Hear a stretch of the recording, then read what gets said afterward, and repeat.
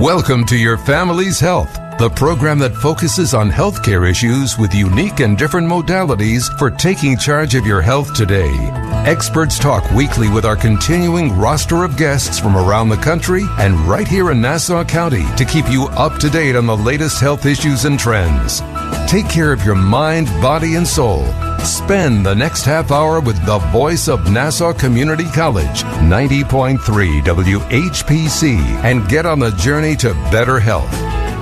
And we hope you're having a great day today. Hi, I'm Dr. Jeanine Cook-Garard from the nursing department here at Nassau Community College. And our special guest today is Dr. Joan Buckley. She is the chairperson of the nursing department here at Nassau Community College.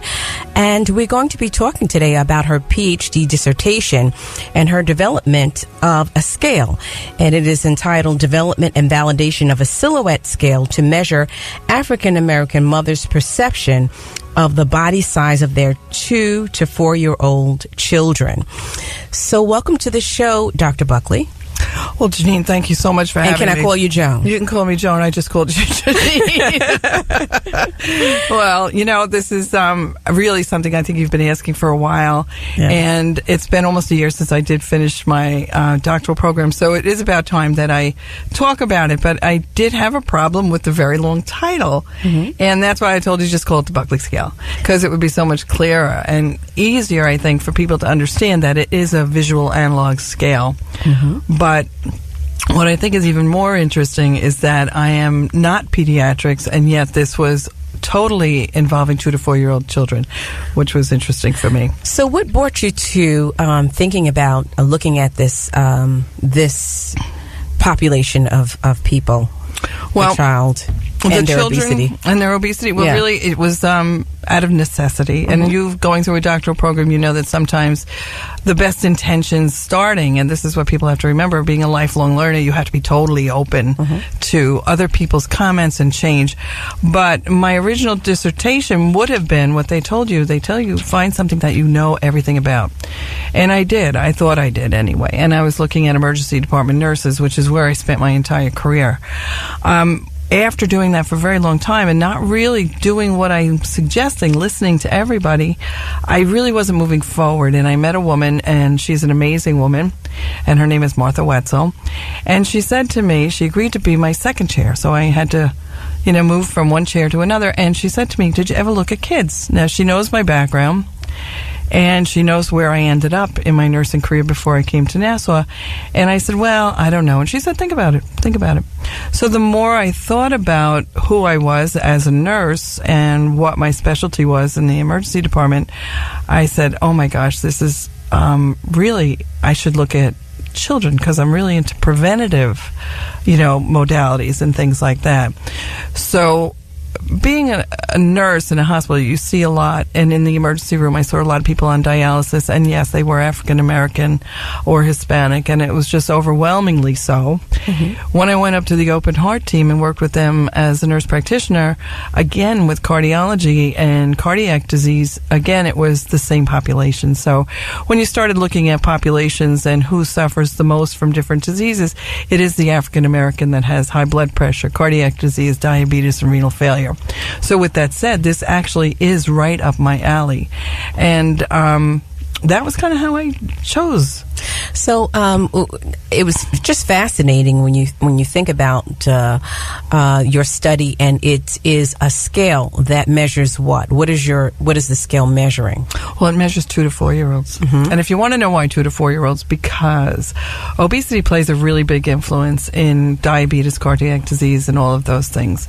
And they're all interconnected and interwoven, and they kind of complicate each other as the person ages. So as you become an adult, all these things kind of marry each other and cause major complications. So if you look back over obesity and obesity scales from men to women and all the way down to children, 2 to 4-year-olds they're not fat. They're not fat at all. So what I thought was, if I measured 2 to 4-year-olds, or if I started getting people to look at 2 to 4-year-olds, they may pick up something that would be like a predictor. That was originally how I started it. And the more I studied or read, I mean, it's a long process, as you know, about obesity and adiposity, I learned things that I had never even thought about, such as 12 weeks gestation. Those little fat cells get deposited on cheeks and buttocks of little tiny, nothings. And they stay there. So then I said, okay, it's got a genetic component, so why don't I look at the populations that are most affected by cardiac disease and diabetes. So this really is about cardiac disease and diabetes, but I had the pleasure, and I was fortunate enough to be able to do it with children. And a visual analog scale is something that kind of says why, when you haven't seen your sister-in-law for a while and all of a sudden you see her, you notice she gained 5 pounds, or you notice she lost 5 pounds. It says visual analog scales are probably more accurate than most of the ones that put percentages and numbers to, because we see change, subtle changes, very easily.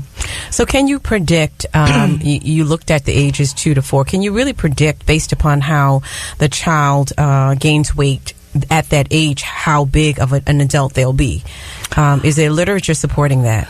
Well, they don't gain weight. 2 to 4-year-olds are really very thin. No, in terms of, if they are a fat child or a heavy child or an obese child, is that going to carry over into their adulthood? Well, the value of a tool like this, first of all, it can be hanging on the wall in a pediatric office, and the practitioner can say, can you identify which body size or which baby looks like yours? Now, that was very difficult and kind of interesting to do that, because they all had to look like African-American children. And believe it or not, the perception of what an African-American child is very different, and it took about 5 artists to find one that actually was portraying the children the way the children I had wanted them to look. So that was difficult. But if a mom can say, that child looks like my child, and the practitioner with the background of knowing that 1 to 5, number 4 is going to be on the heavy side, but mom says that looks like my child and my child's not overweight, then the practitioner knows there's a discussion that has to occur. And that's really what this measures. It's the mom's perception. It's called the Buckley Toddler Scale, so it's toddlers. But if moms can see their children for who they are at that age or any age, it's a big help, because then moms can intervene, practitioners can intervene. So is the perception that an African American's mother, the way they see their child, do they see their child as being heavier or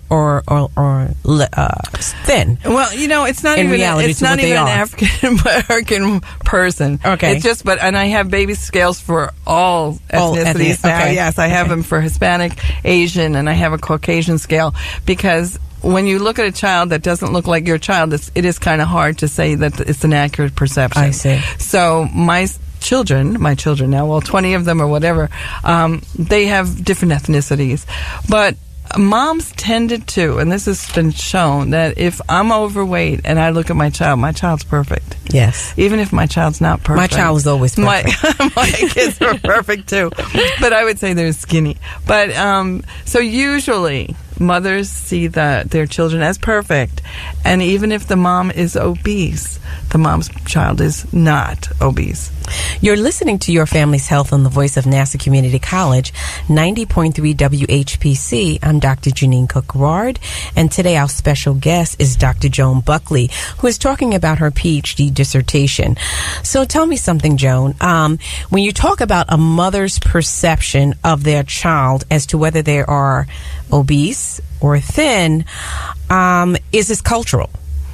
It can be. All. It can be cultural. Sure. Everybody's got an influence on them, and that was part of the fun of doing a dissertation, is you had to pick theoretical people to utilize in your dissertation. Right. So Bandura is one that's been around for a long time, and he's kind of like not the most exciting topic, but he was one where he said behaviors and stuff influence people's things influence people's behavior.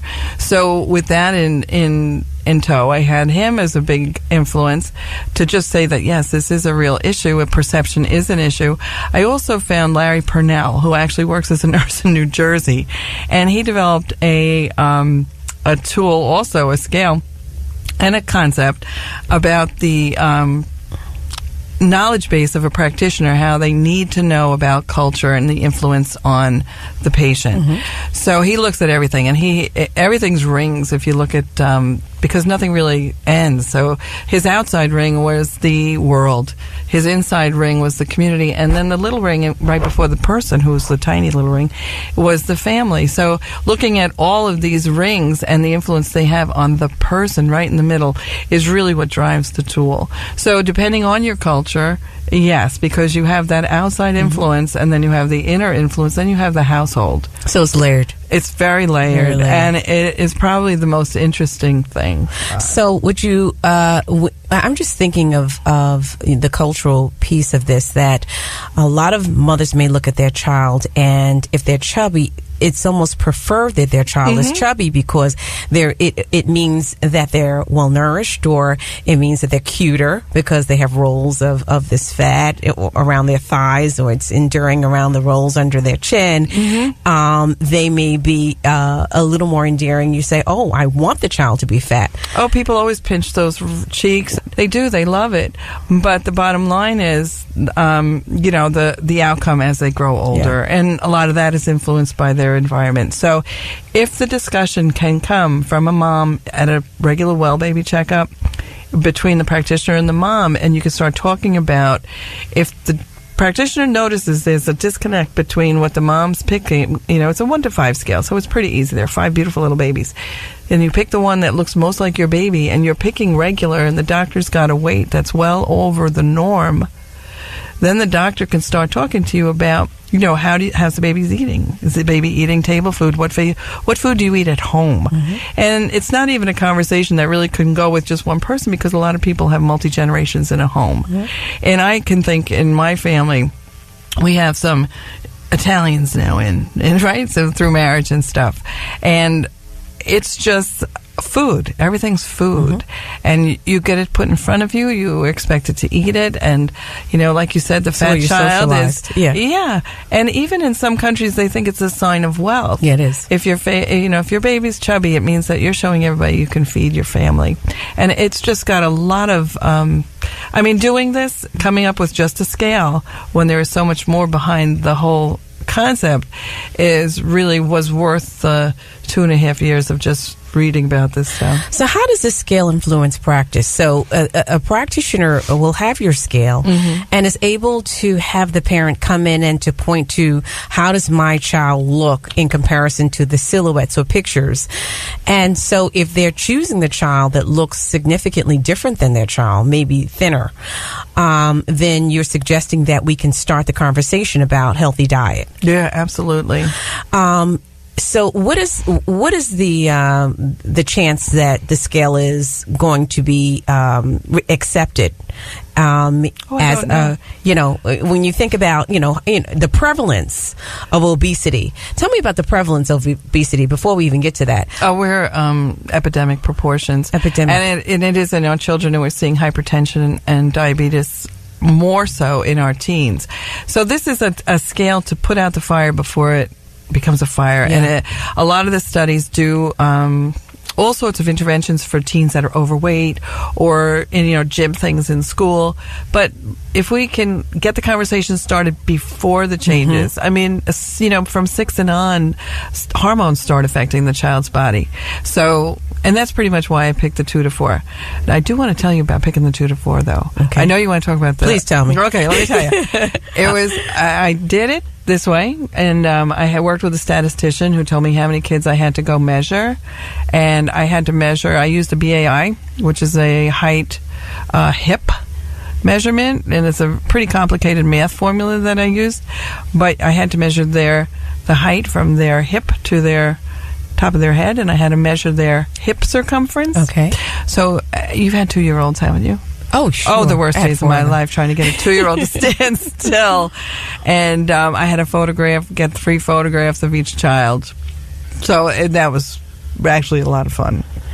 Very good. I'm just interested in, when we come back from the break, I'm interested in going into talking about the relevance to this in practice and teaching mothers how to now nourish their children, even as young as the babies, going into their childhood, and how in the implications even for going to school, right? And how schools need to implement this with their lunches and early early in the child's life so that this obesity doesn't carry forth into the adulthood. Right. Well, I developed a scale. I didn't go into the whole thing like that, but we can talk about that because it's the scale is very relevant. I'm broaching the scale. This is a great time to take a break. This is Dr. Jeanine Cook-Garard, and I'm talking with Dr. Joan Buckley about her scale and how mothers perceive their children. You're listening to Your Family's Health on the voice of Nassau Community College, 90.3 WHPC. Hi, I'm Janelle Hale, founder and CEO of the National Breast Cancer Foundation. Early detection saved my life. It could save yours too. I was only 34 years old and the mother of 3 when I was diagnosed with breast cancer. I was forced to make a decision about my health with few options. After my treatment, I made a commitment to provide help and inspire hope to those affected by breast cancer through early detection, education, and support services. I was fortunate to have resources and support through my journey, but so many facing breast cancer have to overcome the burdens of cost and fear alone. No one should face breast cancer alone. Today, NBCF has provided over 1 million early detection and patient navigation services so that women in need have access to these potentially life-saving resources. To learn what every woman needs to know about breast cancer, visit nbcf.org. 90.3 WHPC. We now return to Your Family's Health on the voice of Nassau Community College, 90.3 WHPC. And welcome back to Your Family's Health and the voice of Nassau Community College, 90.3 WHPC. I'm Dr. Jeanine Cook-Garard, and today our special guest is Dr. Joan Buckley, who's talking about her scale, PhD, and I should say the scale that's going to measure the mother's perception of their child ages 2 to 4. So tell me about how exciting this was to get the population to develop this kind of scale. What was that process all about? Well, if you think about it, I had to have 2 to 4 year olds only. They had to parents had to self-identify as African American. They had to agree to it. And so I needed to find the population. The way healthcare is right now, it's almost impossible to get into a pediatric office that's not a part of a bigger conglomerate or business. And it was actually very difficult to find a pediatric office where I could get the population. So how do you define African American? They self-identify. I just use the terms that typically we use for people to self-identify. And African American, I would say not all of them are what I would consider African American, but they self-identified as African American without any coaching. So that was kind of a thing. And even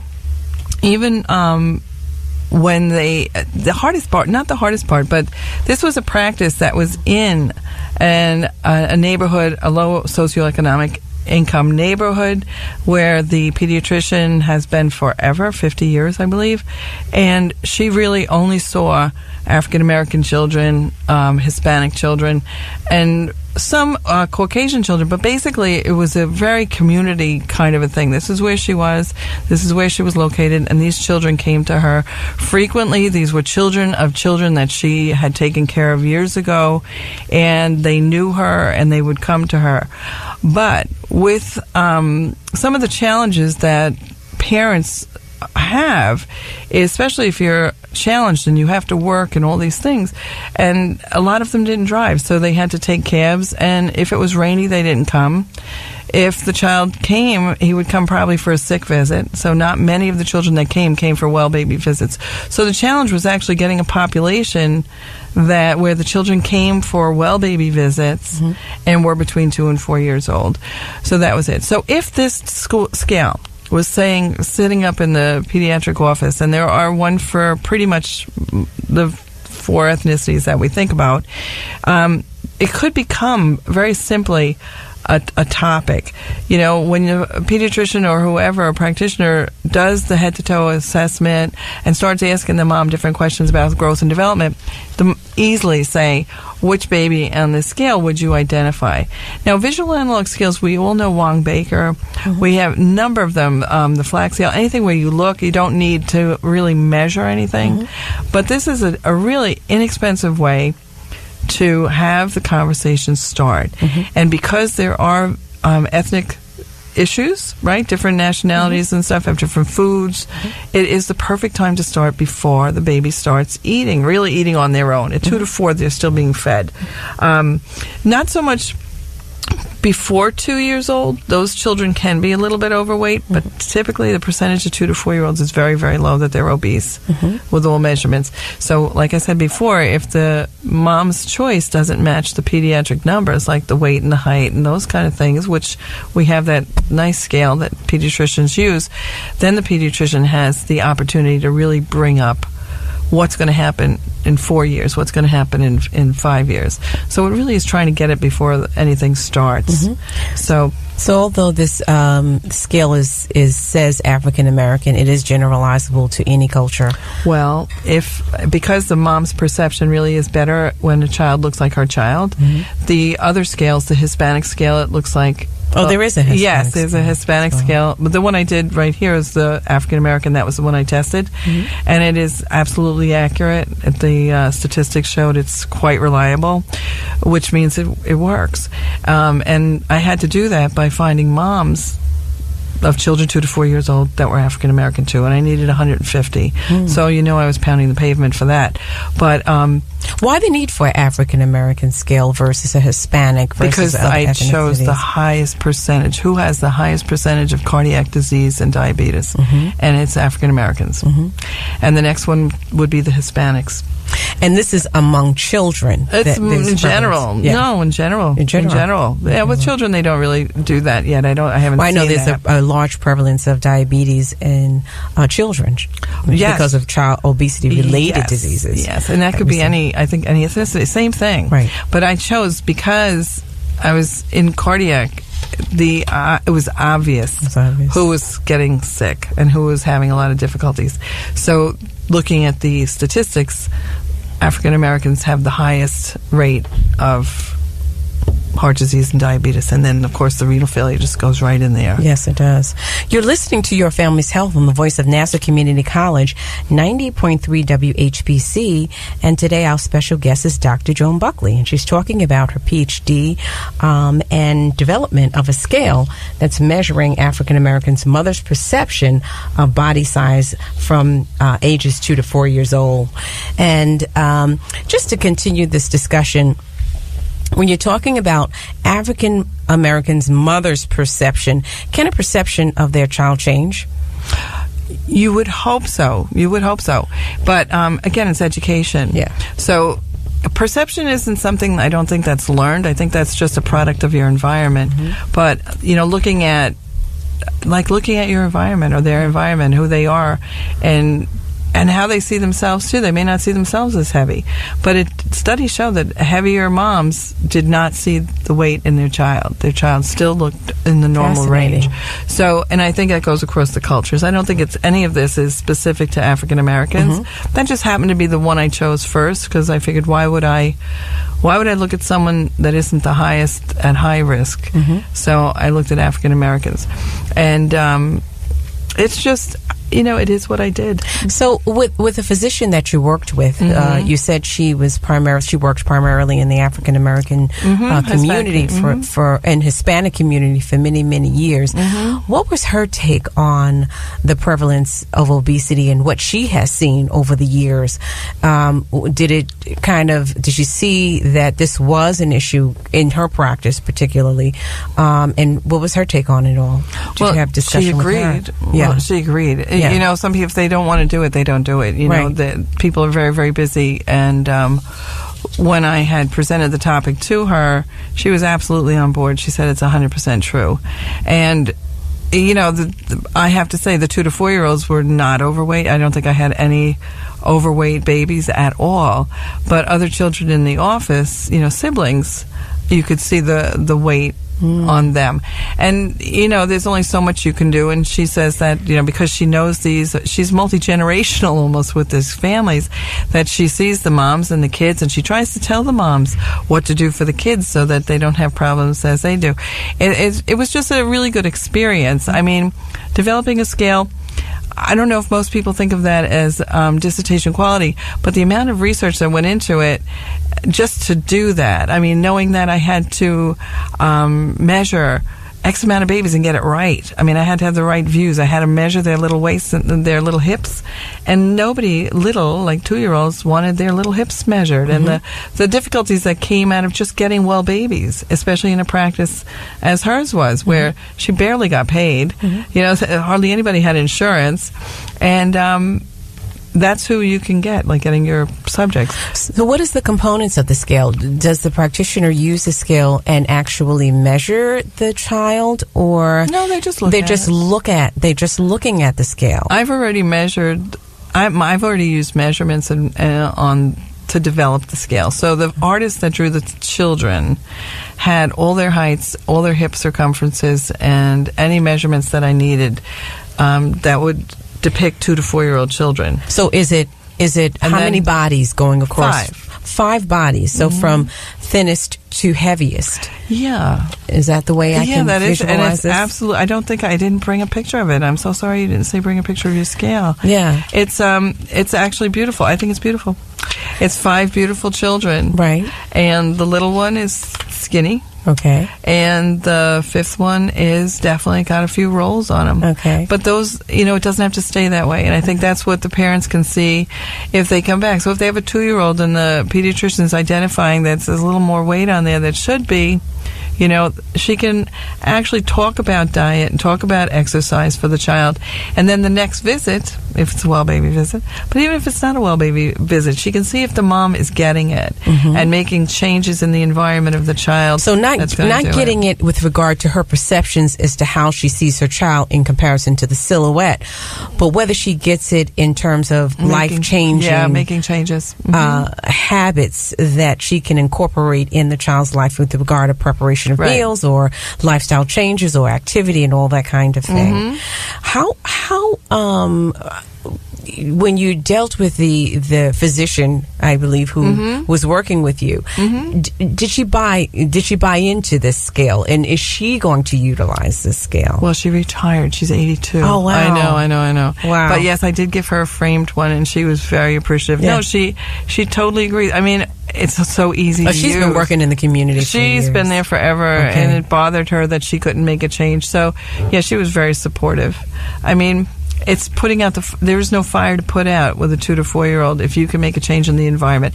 It just kind of shows us how important, first of all, how important the mom is in a family. And it's not only moms, I know, but for the majority, it is the mother that does kind of call the shots and, decides what the diet's going to be and all that.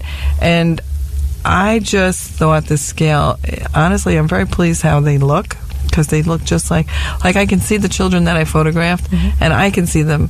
If I showed it to their moms would go, oh, that's not my child. But I really do see that the artist finally, I mean, it took a number of artists to go through to get them to do it, because they had their perceptions, and it was influencing what they were doing. But this one young man just did a beautiful job, and he converted the photos to the scale. So perception is huge when it comes down to how you see yourself, how you plan for the future. And so this tool is something that hopefully we can see used in practice. I mean, as a practitioner, as an African American and a practitioner, I know that perception is very important in as a mother also, in how I'm going to plan for the child being healthy and continuing health as they get older. Into adulthood. Yeah, where we want them. So thanks for joining us, Dr. Buckley. And this is a great scale for talking to us about this. And just to tell you what the name of the scale is, Development and Validation of a Silhouette Scale to Measure African American Mothers' Perception of Body Size of their 2 to 4-year-old children. Very important. And thank you for being on our show. This is Dr. Jeanine Cook-Garard. Thank you for listening to this edition of Your Family's Health. We'd like to get your feedback on your family's health. Send your comments by emailing them to whpc@ncc.edu. Podcasts of today's show are available on iTunes, Android Podcasts, and Spreaker. This program was produced at the studios of Nassau Community College in cooperation with the Nursing Department. Executive producer for this series is Jim Green. Join us next week for another edition of Your Family's Health on the voice of Nassau Community College, 90.3 WHPC. The views expressed on air are not necessarily those of WHPC, its management, or Nassau Community College. Responsible opposing viewpoints will be considered by emailing them to whpc@ncc.edu or by mail at WHPC 1 Education Drive, Garden City, New York 11530. Thanks for listening to the voice of Nassau Community College, 90.3 WHPC. Welcome to Herbally Yours, an adventure into the world of natural medicine. Here is your host, Dr. Ellen Kamai, the natural nurse who will help you take the leap to ultimate wellness. And greetings. Thank you so much for joining me, Ellen Kamai, the natural nurse, for another edition of Herbally Yours, right here on the voice of Nassau Community College, 90.3 WHPC. Herbally Yours brings you the latest information about the many facets in the world of natural living. Today, I am so happy to have on board as our guest Sherry Clark, who is a midlife courage coach. She is a TV show host, an inspiring speaker, and an accomplished author. Sherry has written and presented on topics ranging from finding your passion to overcoming career burnout. She appears in a weekly segment on KCWI Channel 23 called Fork in the Road with Sherry Clark, while maintaining a busy practice coaching clients one-to-one and in groups on creating an authentically fulfilling life. Sherry offers a personal course called What the Fork Are You Waiting? The views expressed on air are not necessarily those of WHPC, its management, or Nassau Community College. Responsible opposing viewpoints will be considered by emailing. Welcome to Herbally Yours, an adventure into the world of natural medicine. Here is your host, Dr. Ellen Kamai, the natural nurse who will help you take the leap to ultimate wellness. And greetings. Thank you so much for joining me, Ellen Kamai, the natural nurse, for another edition of Herbally Yours, right here on the voice of Nassau Community College, 90.3 WHPC. Herbally Yours brings you the latest information about the many facets in the world of natural living. Today, I am so happy to bring on board as our guest, Mr. Jeff Chilton. Jeff studied ethnomycology at the University of Washington. That means he is a mushroom expert.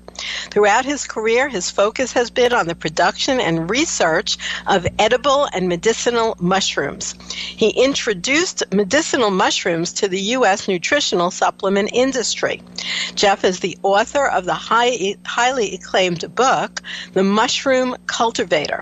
His company, Namex, that's Nammex, offers a complete line of certified organic mushroom extracts to the U.S. nutritional supplement industry, which are quality based on scientific analysis of active compounds. And Jeff, thank you so much for joining us today right here on Herbally Yours. Hi, Ellen. Thank you so much for having me. I'm really excited to be here. Share with me the right way to say your last name. Chilton. Okay, I was close. You had it. Now, you definitely have a very strong focus on one thing, and that is all things mushroom. Absolutely. What led you to that way back in the late 60s? Well, I grew up in the Pacific Northwest, and actually we're the home of a lot of rain. It's very green, and in the fall we have a very robust mushroom season, and so I grew up with mushrooms all around me all the time. And then when I went to university in the late 60s, I decided to take that interest and study mushrooms. So I studied mushrooms at university and also anthropology.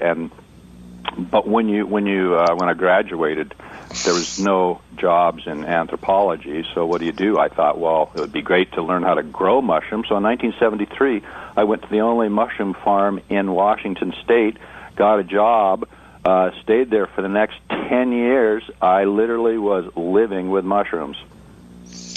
So that's so interesting. And, I really love when I do career counseling, which I do almost daily with people who would like to have a career in natural medicine. It's called career counseling with the natural nurse.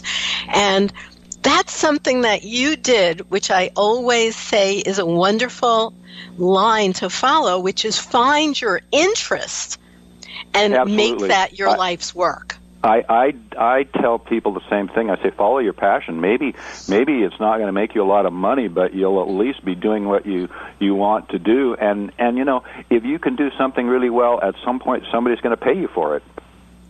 That's true. I will say, in terms of WHPC right here, the station that we're having you on today as a guest, I recently went to a webinar that they ran, and it was actually a seminar, an on-ground seminar in an auditorium room, and so many of the people said that, you know, just do what you love. And, you know, it might not be based on what you're going to make the most money at, but, you know, you spend a lot of time working. So why not have it be what you love to focus on? And you certainly did that. Absolutely, yes, I did. Yeah, you know what? From 1973 to 1983, I worked on this mushroom farm with a very large farm.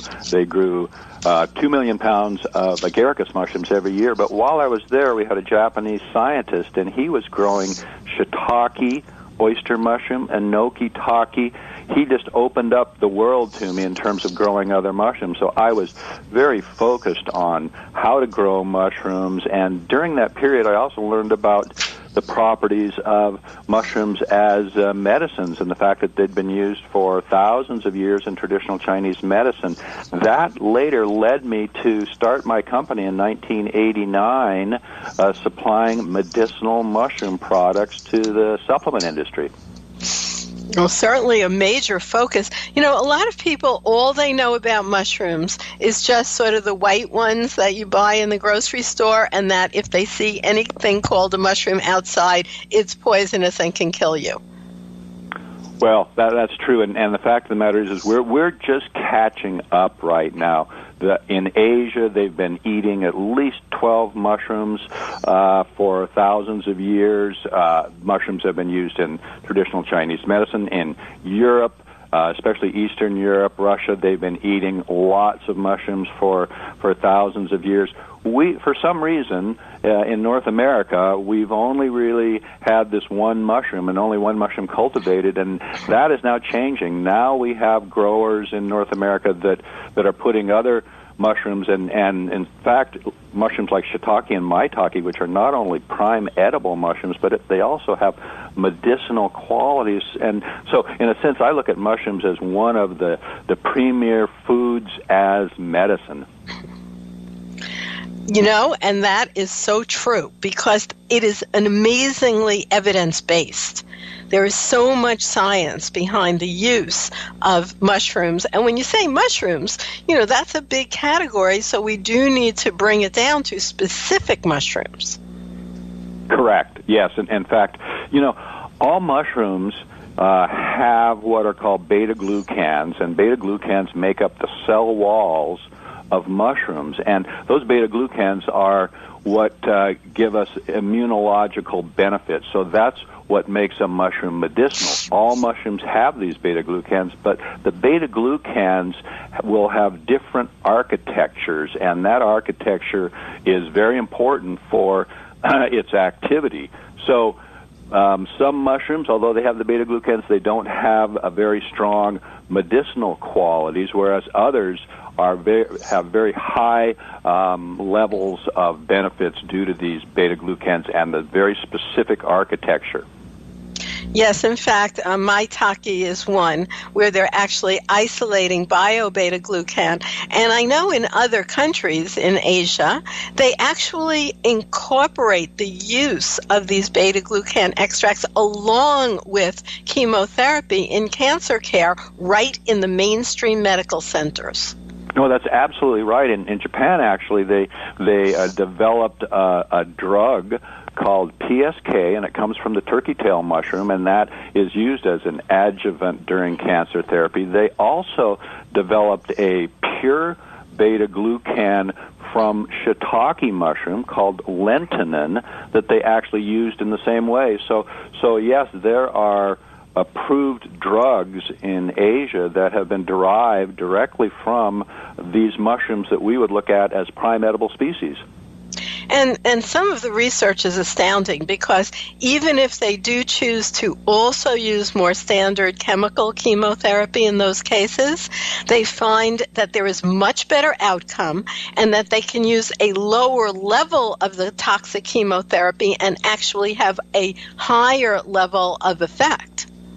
Yes, absolutely. In fact, one of the things about chemotherapy or radiation is it will destroy a person's immune system, and the whole purpose of adding these mushroom drugs or even mushrooms to when you're going through something like that is to help modulate and boost your immunity during that period. During a period when your immune system is being torn down, this is something that can help it and strengthen it during that period. So, of course, you can always use these mushroom extracts, for a cold and flu, let's say. You don't have to wait till it's an extreme case, such as cancer. But I really wonder why this integrative approach is not standard of practice as it should be, according to the evidence, according to the cost factor, according to the adverse ratio effect. Why isn't it integrated in the United States? Well, I think for the same reason that herbal medicine is not integrated in the United States. I mean, we have right now a separation of medical communities, and although there is something now called integrative medicine, and there are practitioners out there, I think this is just something that is coming. But you know how these things work. They're very slow moving, and it takes time for more and more people to accept the fact that there are certain modalities that they can integrate with what they practice. That is true. So isn't it amazing that the research is so powerful and strong? While it has been used traditionally for thousands of years, and now that we have the scientific validity, it's just a no-brainer to incorporate these into your life. Oh, yeah, absolutely. And, one of the things that I do in my business and the way I approach it all is I look at the mushrooms that have been used in traditional Chinese medicine. And you know what, Ellen, there are at least 270 species that have been listed by the Chinese in a book that I have that they claim have medicinal properties. Well, what do you do at that point? So what I do is I look at which ones specifically have been used in a major way in traditional Chinese medicine, and then I go and I look at the scientific literature, and there is a strong body of literature that has been, and research that has been done on very specific mushrooms. So I put the two together, and then I come up with about 10 or so species that not only have been used traditionally, but also have a very large body of scientific evidence that demonstrates the fact that these particular mushrooms have medicinal effects and benefits. Well, I want to remind our listeners that you're listening to Herbally Yours on the voice of Nassau Community College, 90.3 WHPC. I'm Ellen Kamai, the natural nurse, and my guest today is mushroom expert, Mr. Jeff Chilton. And thank you so much for that, Jeff. Yeah, so you decided to really focus in on species that does have both traditional use and scientific validity. Absolutely, yes. And so, and what that does, of course, is it allows us to, rather than, for example, be a company that is selling 101 different herbs or something like that. My focus all along has been with mushrooms, and that has allowed us to do things that other companies have not done. One of the things that I am so passionate about is I will do a lot of testing. We do all sorts of analyses on our products to guarantee that those mushroom products have the active compounds in them. And I consider this to be so important because there are so many products out there that do not actually guarantee the active compounds in there and might be full of fillers and other materials. And let me tell you, the mushroom category is no different than any of the others. There are products that I would consider to be good and others that really are not. Right, that's true about anything. I mean, from soup to nuts, actually. And in a free market, nobody is mandating, but consumers do have a choice. So something that they could actually look for. Now, I know you have a focus also on producing organic mushrooms. What is that about? I totally believe in organic certification. My company's been certified since 1992. And look, Ellen, you know what? When I was working on the mushroom farm, this large mushroom farm from 1973 to 1983, oh my goodness, they had a program of chemical use from start to finish. There were so many chemicals, fungicides, pesticides that were used on that crop. It is better today, but I am totally devoted to organic certification. And listen, I also understood as a mushroom grower that you really can't grow mushrooms in North America and sell them as supplements.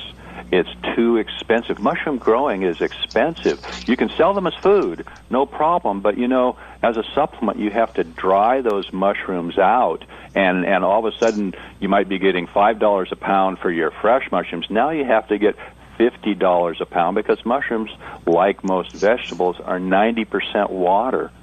So what I did, and I traveled extensively in China in the 1990s, is I organized growers in China, and in 1997 I took OCIA, which is one of the top U.S. certifiers, to China, and we had the very first organic certification workshop for mushrooms in China. And today we'll talk about that a little further, but we do need to take a break right now.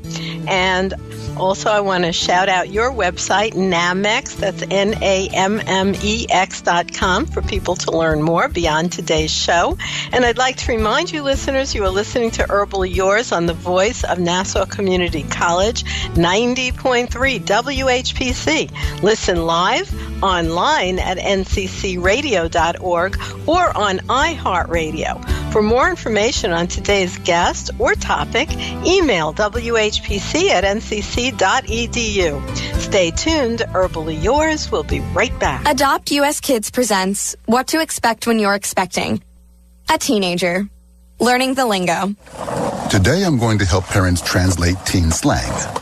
Now, when a teen says something is on fleek, it's exactly like saying, that's rad. It simply means that something is awesome or cool. Another one is totes. It's exactly like saying totally, just shorter. As in, I totes love going to the mall with Becca. Another word you might hear is jelly. Jelly is a shorter, better way to say jealous.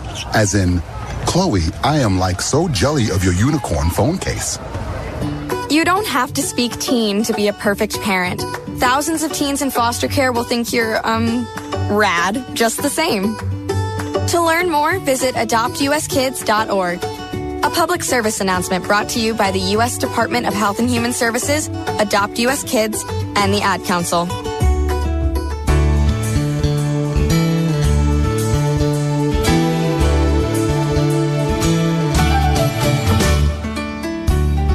And welcome back. Two more right here on The Natural Nurse and Dr. Z. Oh, I'm sorry. This one's Herbally Yours right here on Herbally Yours on the voice of Nassau Community College. And we are speaking to Mr. Jeff Chilton, and he is all things mushroom. He wrote a book called The Mushroom Cultivator, and he's talking about why in his company, Nammex, that's NAMMEX.com, he is very interested in offering organic mushrooms. So you were telling us that you actually went to China and began organic growing operations. Now, in China, do they get a USDA organic certification, or is there some other kind of certification?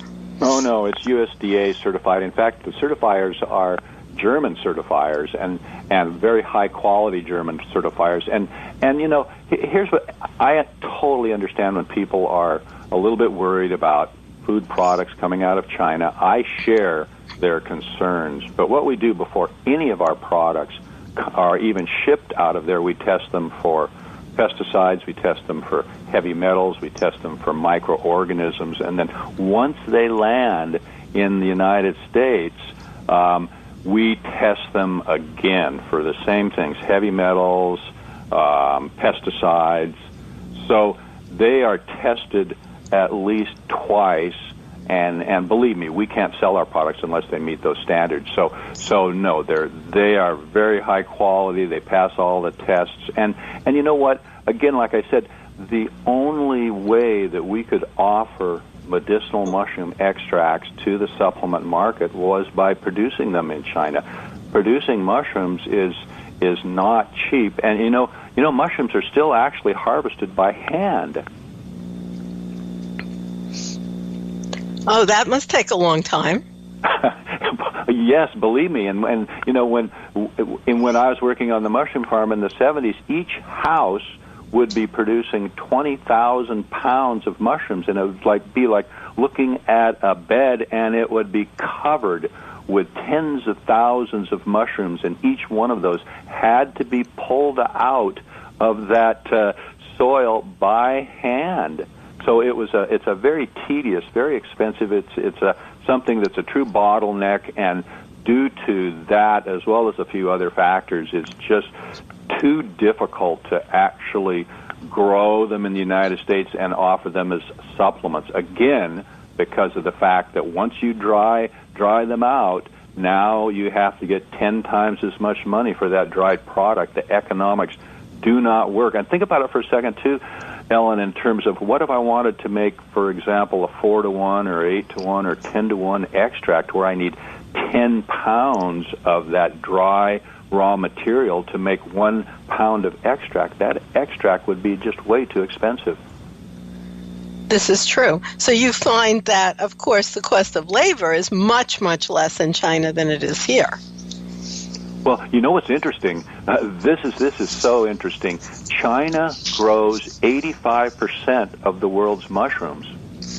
85%. Can you imagine? And not only that, they started growing mushrooms in the 12th century. They have a long, long history of mushroom growing. It's fascinating what they've done. So they've developed this, and they have tens of thousands of small growers, not large corporations, small growers that are producing these crops. So we have a number of contract farms that we work with, and every year I go over there and I audit these farms, and again, they're audited by the certification people, and they do a fantastic job, and they grow their mushrooms far, far away from the polluted areas. And let's face it, I mean, even in the United States, the amount of chemicals that are put on the produce and the all of the other fruits and things is staggering. And that's why I support organic agriculture 100%. Even here, that's where I buy my fruits and vegetables, is from my local organic market. That's true. I do the same thing. That's how I grocery shop. I first go to my local farms, and very often they don't even have an organic certification because that's so expensive. They just don't use pesticides, and they tell me right to my face, and they're the farmer, and they say, I'm not going to put it on because I give my kids the food here. I believe them. Yep. Because the certificate, stuff it's good too. I do buy organically certified things, but, sometimes it's from Chile or who knows where. Well, I want to remind our listeners that you are listening to Herbally Yours on the voice of Nassau Community College, 90.3 WHPC. I'm Ellen Kamai, the natural nurse, and my guest today is mushroom expert Jeff Chilton, and we're talking about all things mushroom. You can find him at namex.com. So, Jeff, what about the fact that people sometimes worry, and it is true, that supplements brought in from China have at times been contaminated with heavy metals? Well, you know what? I mean, that's absolutely true. Supplements from anywhere, Ellen. And I think this is the main point, is that you have to, when you're choosing a supplement, you have to ask around, know who the company is that's selling the supplement. I mean, I would say a lot of the supplements that are like what you're talking about are supplements that are sold on the internet. They're not necessarily sold in the stores where they have to have a different relationship, and they're companies that maybe have been around a long time. So no matter where it comes from, it could be contaminated with heavy metals. I mean, my goodness, even in the United States there are areas and foods and supplements that are contaminated. So really, and what I would say too is that the natural products industry is highly regulated. People don't really understand that, but it is highly regulated. However, that doesn't mean the government's going to go in there and test every product. They can't possibly do that. So it's up to the people growing the products and supplying the products. And believe me, when I go to sell my products, I cannot sell them unless they meet these standards, and I have to provide a certificate of analysis with every single product. And if those companies who buy my products are doing their due diligence, they can just go ahead and test what I'm selling them to verify the information that I'm providing on my certificate of analysis. So really, it's something where you have to know, the company that you're buying from, what that brand is. If you trust that brand, talk to others, talk to people at the store, and even call them up. You can do that as well. Well, let's talk about what some of the specific mushrooms that you like best are. You did talk about shiitake, maitake. What are some of the other ones that are really useful? Well, today the market cannot get enough of the lion's mane. The lion's mane. That's a good one to talk about. Going crazy right now, and it's interesting. There's a whole category out there now called nootropics, and a nootropic is something that is will help us in terms of our capabilities. So if it helps with brain function or some kind of caffeine would be a perfect nootropic. So nootropics now are a whole category, and lion's mane actually has shown the ability to stimulate what's called nerve growth factor. Nerve growth factor is responsible for producing neurites and neurons. So we've got our nerve cells, our neurons are dying off and being produced regularly. But as we get older, that production goes down. Lion's mane has shown the ability to actually stimulate the production of neurons. And so this capability, and believe me, everybody out there would like to have a little better memory. And as we get older, our memory tends to fade away a little bit, and we really are looking for something like lion's mane. So it has become probably the most popular mushroom that we sell right now. It is, and there's so many different products out there that use lion's mane, but that's a mushroom that has a very specific activity that people really want right now, lion's mane. So if people would like to try it at some point, they definitely should and see whether it helps them out. But the nice thing about lion's mane is there's actually been clinical trials on lion's mane, and that's something, as you know, are very difficult to find when it comes to herbal products. It's just too expensive for most companies to do a clinical trial. But there are high-quality clinical trials that have demonstrated this activity, and these trials were done in Japan. So that is a newer one on the market. Although, does it have that long-term tradition of use as well? That is absolutely a newer one that's on the market. In fact, 4 years ago, I don't think I sold hardly any lion's mane. Today, we sell more of it than any other product. Another one out there that's really interesting is called cordyceps. Cordyceps, which is also called the caterpillar fungus, grows wild on the highland prairies of Tibet.